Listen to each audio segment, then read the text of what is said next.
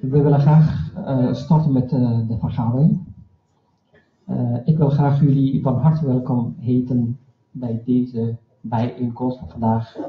Het gaat om vluchtelingenproblemen in de Europese Unie.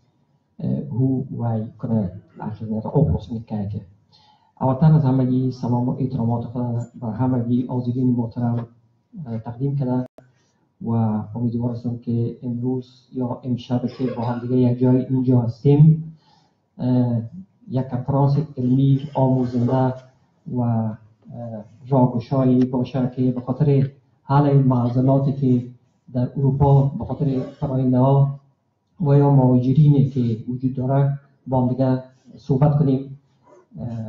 صحبت‌های ما امیدوار است که بسیار آموزنده باشه و بتونیم که راه‌های حل را برای وطن‌های خود یا باقی پراینده که در اروپا هستند بازگشا بسازیم.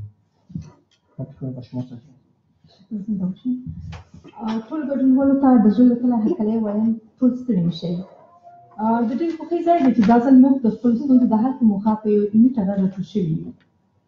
نن به موږ د خپلې پوهې او تجربو په مټ په اروپا کې د افغان کډوالو د ژوند د ستونزو لپاره عملي او پوهنیزې لارې ولټوو او د نورو له پوهې او تجربو نه به د خپلو ستونزو د حل لپاره معلومات ترلاسه کړو. په بلجیم کې د افغانانو ملي یووالي ټولنه هیلهمنده ده چې د پوهنیزو کنفرانسونو دغه لړۍ دوام ومومي او دغه ګام په یو دود بدل شي. په همدې هیله له قاري صاحب بشیر نه هیله کوو چې د قرآن کریم د څو مبارک آیتونو په تلاوت سره د دغه پوهنیز او ښوونیز کنفرانس پرانستنه وکړي.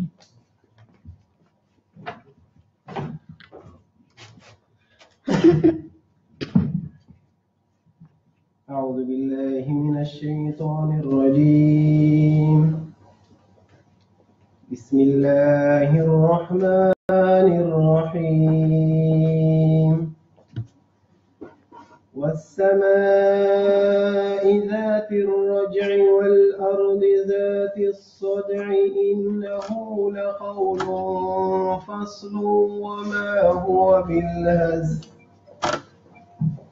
إنهم يكيدون كيدا وأكيد كيدا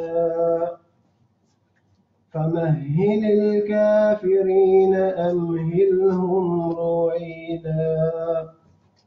سبحان ربك رب العزة عما يصفون وسلام على المرسلين والحمد لله رب العالمين. له قاري صاحب بشیر نه ډېره مننه. اوس هم له ټول درنو ګډونوالو نه هیله کوو چې د افغان ملي سرود په درنښت په پښو ودرېږي. Nu gaan we gewoon Afghaanse nationaal nummer laten u horen. En met respect van dit willen we graag toch blijven staan.